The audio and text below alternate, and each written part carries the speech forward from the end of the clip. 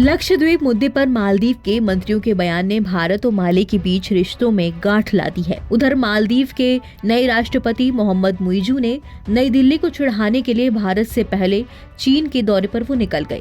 माले की हरकतों से नई दिल्ली भी सतर्क हो गया। उधर भारत की सख्ती के बाद मालदीव ने अपने राष्ट्रपति के भारत दौरे का प्रस्ताव दे दिया, लेकिन माले की हालिया हरकतों के बाद भारत भी अब उससे ज्यादा तवज्जो देने के मूड में नहीं है। राजनयिक सूत्रों ने बताया कि भारत को मुइजू की यात्रा को लेकर अब कोई जल्दी नहीं है।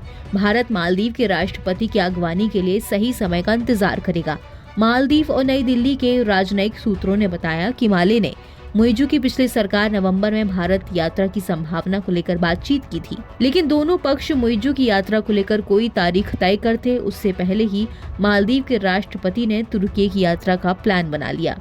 मालदीव के राष्ट्रपति चुने जाने के बाद उन्होंने पहली यात्रा भारत की न करके तुर्की की, जो मालदीव की प्रथा के विपरीत था। आमतौर पर मालदीव में कोई भी नई सरकार चुनी जाती है तो उसका मुखिया सबसे पहले भारत की यात्रा करता है।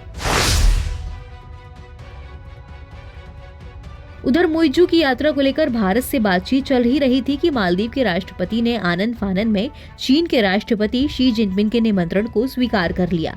उनकी इस हरकत के बाद भारत ने भी अपना रुख कड़ा कर लिया और उनकी यात्रा का मुहूर्त बिगड़ गया। भारत ने भी इसके बाद साफ कर दिया कि वो मुइजू की अगवानी नहीं करना चाहता है। एक राजनयिक सूत्र ने नाम नहीं बताने की शर्त पर बताया कि भारत ने मुइजू की प्रस्तावित यात्रा पर प्रतिक्रिया देने में देरी नहीं की। सम्मेलन के लिए तारीख तय करनी होती है और इसी के लिए आपको वक्त चाहिए होता है।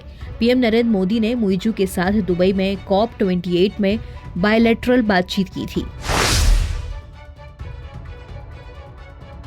हमारे सहयोगी अखबार टाइम्स ऑफ इंडिया ने सबसे पहले बताया था कि मालदीव के राष्ट्रपति मुइजू ने चीन की यात्रा का निमंत्रण स्वीकार कर लिया है। मुइजू का चीन दौरा 12 जनवरी को खत्म होने वाला है। भारत के लिए भी ये जरूरी है कि मुइजू की यात्रा सही वातावरण में हो। दुबई में भी मुइजू की पीएम मोदी के साथ बैठक खुशनुमा नहीं रही थी। मुइजू मालदीव से भारतीय सैनिकों की वापसी पर अड़े हुए थे। बाद में मालदीव लौटने पर उन्होंने कहा कि भारत माले से अपने सैनिक हटाने पर सहमत हो गया है, जबकि भारत का कहना था कि दोनों पक्ष इस मामले के समाधान की कोशिश में अभी भी जुटे हुए हैं। NBT ऑनलाइन की रिपोर्ट।